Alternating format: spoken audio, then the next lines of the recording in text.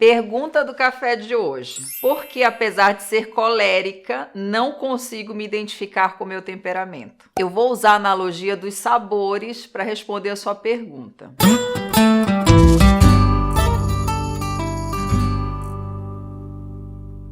Pensa comigo, essas duas pessoas têm os mesmos ingredientes para fazer uma receita. Necessariamente, essa receita vai ficar igual? Vai ficar gostosa? Vai ficar maravilhosa? Não. Às vezes acontece de uma ficar muito boa e a outra não necessariamente ficar. E a gente vê isso muitas vezes quando a gente reproduz algumas receitas, né, que a gente pega na internet, num livro de receita. Às vezes fica maravilhoso e às vezes nem tanto. O que diferencia desse exemplo de um ficar muito bom e o outro nem tanto? O equilíbrio dos temperos, o tempo de forno, como é que é feita essa combinação. Então, da mesma forma, os temperamentos, uma mesma pessoa pode ter o mesmo temperamento da outra, saber usar os pontos de força daquele temperamento e equilibrar aqueles pontos que precisam ser equilibrados, e outra já não, só manifestar aqueles pontos que não seria tão interessante, de desequilíbrio. Então, o que seria a diferença de um para o outro? O equilíbrio desses ingredientes. Uma saber fazer uso desses ingredientes, desses sabores, e outra não necessariamente. Então, basicamente, a gente consegue entender dessa forma. Como você já direcionou a pergunta para o temperamento colérico, deixando bem claro de você não conseguir se beneficiar, no caso das características positivas, né?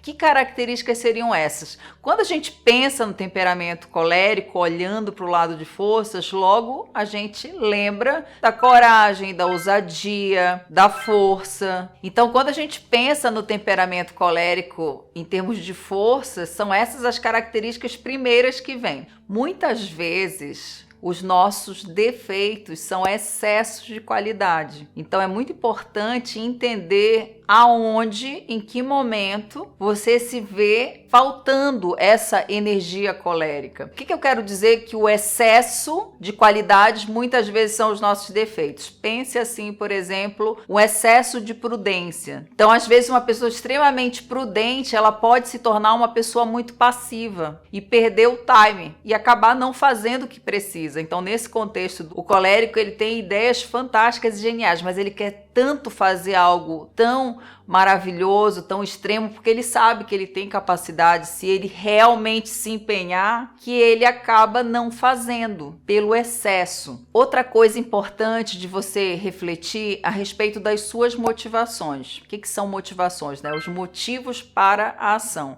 Quais têm sido, dentro desse contexto que você se coloca de não estar conseguindo fazer uso dessa energia colérica, quais têm sido os seus objetivos que você tem olhado para eles, mas não tem conseguido fazer o movimento. Então é importante você entender o que tem te motivado. De fato, são motivações suas? Você quer alcançar aquele objetivo por algo que você realmente acredite? Isso é muito importante, faz a diferença. Por mais simples que possa parecer, faz toda a diferença da pessoa se empenhar ou não para determinado objetivo. Quais são as conversas que você constantemente tem tido na sua mente? O que você tem refletido quando se vê em meio a essas situações e que se sente paralisado? Que sabe que poderia fazer, mas que por algum motivo, que muitas vezes talvez você não consiga ainda identificar, você se vê paralisado. É muito importante, quando você visualiza esse objetivo, você conseguir identificar, saber realmente o que você quer e traçar um planejamento e criar uma rotina que lhe leve para esse objetivo. Por exemplo, você quer alcançar determinado objetivo profissional. Qual é esse objetivo? Tenha claro qual é esse objetivo. Planeje quais são os passos que você precisa para alcançar nesse objetivo. Crie uma rotina diária. E assim, nas primeiras horas da manhã é o ideal. O que eu vejo muitas vezes pessoas que estão tendo dificuldade em prosseguir em direção ao seu objetivo têm. É como se elas, no início da manhã, elas quisessem criar coragem, ganhar força, para no decorrer do dia, no final do dia, conseguir conseguir realizar. Só que o que acontece? A nossa força de vontade, ela é limitada. Então, se a gente faz muitas atividades no decorrer do dia e deixa o que seria principal, que é relacionado a um objetivo maior, no caso profissional, para o final, a tendência é que a gente se sabote até o final do dia.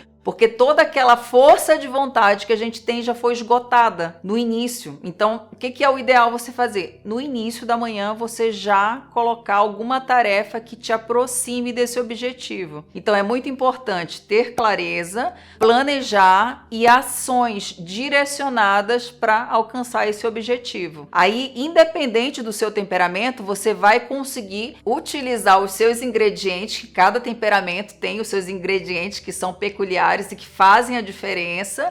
Você vai conseguir equilibrar e direcionar para o que realmente você quer, independente do seu temperamento. Agora, a dica de ouro, também independente do temperamento. Resista à tentação de culpar alguém ou alguma situação pelo fato de você estar tendo dificuldade para alcançar determinado objetivo. Isso é uma coisa, se quer ver uma pessoa ela tropeçar nas próprias pernas, isso independente do temperamento, ela começar a nomear, dar desculpas para o que está impedindo ela de alcançar. Mas quem que é o principal culpado por não conseguir determinado objetivo? Tenha em mente sempre que nós somos os principais culpados e responsáveis, tanto para conseguirmos quanto para não conseguirmos alguma coisa. Quando a gente delega para alguma situação ou pessoa, a gente perde o nosso superpoder principal, que é a autorresponsabilidade de fazer. Quando você chama para si a responsabilidade, independente das circunstâncias ou das dificuldades, você ganha uma força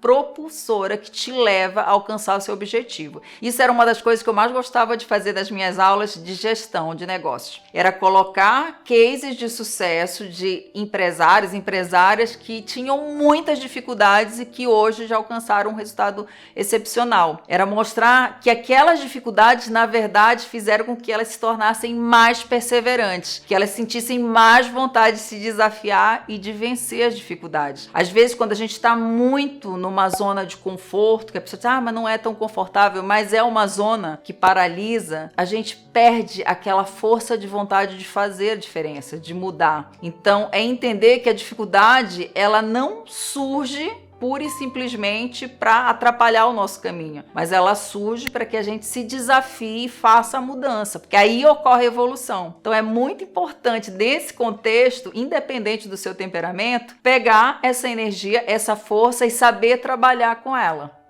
Um beijo, nos vemos no próximo café.